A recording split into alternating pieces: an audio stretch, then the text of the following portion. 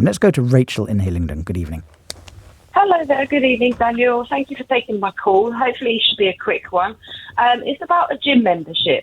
So around 2008, I took out a contract for a gym membership that was a fixed price for the life of the membership. Then no problem with that until 2014. Another gym then took over that gym, and since then they have honoured the price.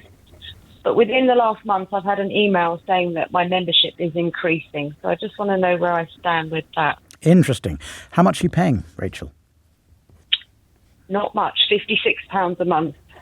Well, that's quite a lot. I mean, that's a lot more than a pure gym would be, or something similar to that. Yes, but it's quite a good membership. It's flexible. It's peak membership. So it's something I'd like to keep. And my husband is in the same position as well. So. Okay, right. The next question I'm going to ask you is the important one. When a new company took over in 2014, did they buy the shares in the gym company? So it was the same limited company operating the gym? Or were they a separate company which bought the assets of the gym? So bought the premises, bought the equipment, bought the membership and so on. Do you know the answer to that? Not specifically. I can tell you it was a large acquisition at the time. That doesn't necessarily answer the question, though. No. It's going to make... own the building, so that's a big asset, isn't it? Well, it's the answer to that question I asked you, and I completely understand why you don't know the answer, but that answer is going to make a big difference. Because if they bought the assets of the gym, if the new company bought the assets of an old bankrupt gym, for example, and maybe the gym went bankrupt because they couldn't afford to give memberships out for 2008 prices in 2014, then they are not legally bound by that price promise. They might have honoured it as a matter of goodwill for the last 10 years, but they're not legally bound by it because they never signed a contract with you for £56 a month for life. But if they bought the shares in the company, so took over the same company, and it's the same limited company still operating the gym as was operating it when you joined up in 2008, well, you have got a contract with that company that says £56 for life. But I just want to query the exact wording of it. Was it £56 a month for life, or was it £56 for as long as you remain a member? As long as you remain a member, I believe. Right. So there was nothing in there compelling them to allow you to remain a member for life? Compelling them? To allow you to remain... You can see where this is going, can't you?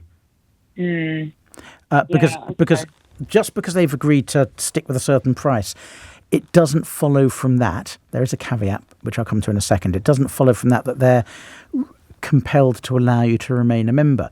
Let me give an extreme example. I know this isn't the case, Rachel, but let's imagine you got into a fight with the gym manager, and then you swore at another member of staff, and then you started going into the bar and throwing all the glasses on the floor.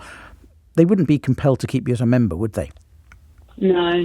Right. Now, the same counts for this situation. They can just say, we don't want you as a member anymore, Rachel, on this deal.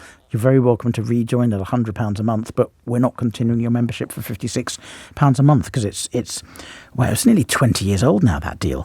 But there is an argument just about that they're not allowed to terminate your contract for...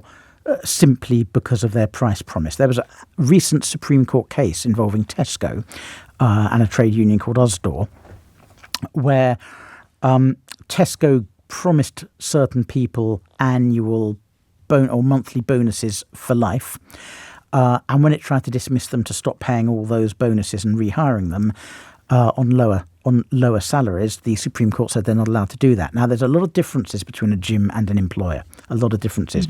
But that case might just about give you the beginning of a legal argument to say they couldn't terminate your contract just to get out of their price promise. Problem is it would need a court case, and the court case is going to cost more than the amount at stake here. Possibly, yeah. Well, what's the name of that case so I can argue it with them? Tesco versus... It's called Tesco against Osdor, USDAW. And it's a Supreme Court case from earlier this year. Excellent. Okay, I made. All right, just Google it, and you'll find out some information about it.